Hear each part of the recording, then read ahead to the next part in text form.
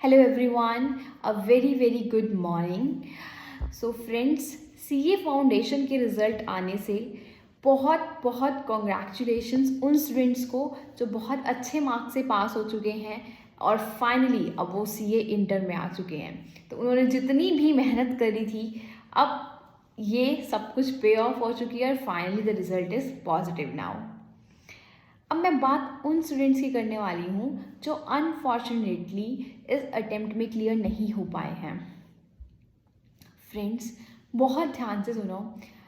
आप नहीं क्लियर हो पाए, आई नो दैट आपको किसी को भी अब सुनना नहीं जा रहा होगा, आप नहीं सुन सकते होगे कि मैं फेल कैसे हो गया, राइट?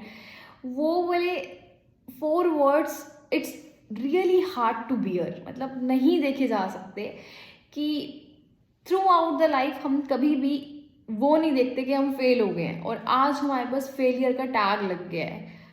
तो इतना ज़्यादा फ्रेंड्स आपको रिग्रेट करने की ज़रूरत नहीं है। माना पेन होता है आपको, आपके बाकी सारे फ्रेंड्स लोग पास हो जाएं बट आप रह जाओ तो तकलीफ़ होती है, एग्रीड, ठीक है। बट एक बात ज़रा सोच के देखो, अगर आपके दोस्त लाइन के उस तरफ खड़े हैं और वो पास हैं तो फॉर श्योर उन्होंने आपसे कुछ एडिशनल एफर्ट करे हैं अपने पेपर के लिए। वो अच्छे से पढ़ाई करके गए हैं, अच्छे से रिविजन्स करके गए हैं and they are more than focus than you. आपको एक्सेप्ट करना पड़ेगा, ठीक है। आपको एक्सेप्ट करना पड़ेगा कि कहीं ना कहीं गलती आपसे हुई है। सी, 2 तरीके के स्टूडेंट्स हैं। ऐसे स्टूडेंट्स जिसको पता था मैम मैं तो फेल ही होने वाला हूँ, मैंने अच्छे से तैयारी ही नहीं करी एग्ज़ाम्स में, दे हार्डली स्कोर 130 to 140 के बीच में उनका स्कोर आया है। उनका पता है, उनको कोई दुख नहीं है पास ना होने का, बिकॉज उन्होंने पहले ही एडमिट कर दिया था कि हम पास नहीं हो पाएंगे। यहाँ पेनफुल सिचुएशन उन स्टूडेंट्स के लिए है जो स्टूडेंट्स 170 से अबव हैं बट 200 से नीचे हैं, या जिसका ग्रैंड टोटल भी 200 एक्सीड कर रहा है बट वो लॉ सब्जेक्ट में या वो मैथमेटिक्स सब्जेक्ट्स में 40 क्रॉस नहीं कर पाए।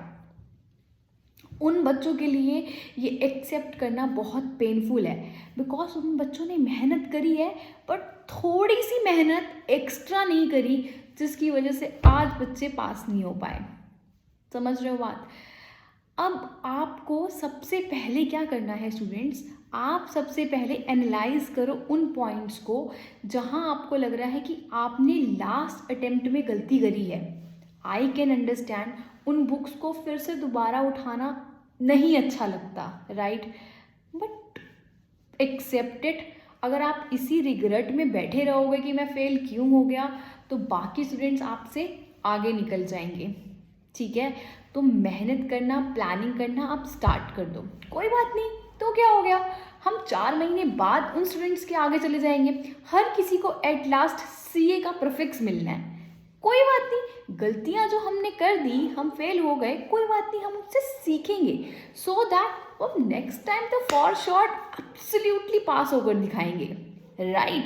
तो अगर आपको ने इस बारी ये गलती हो गई कि you scored extremely good in economic subject, right, in accountancy subjects, but somehow आपका मैथमेटिक्स स्ट्रांग नहीं था, समहाउ आप लॉ सब्जेक्ट में 39 पे अटक गए हो, तो you have to see this कि आपने पार्शियलिटी करी है अपने सब्जेक्ट के साथ। आपको इक्वल इम्पॉर्टेंस देना पड़ेगा सारे के सारे सब्जेक्ट्स को, बिकॉज अगर आपने इकोनॉमिक्स में 60+ भी स्कोर कर लिया, कोई फ़ायदा नहीं है उसका, राइट?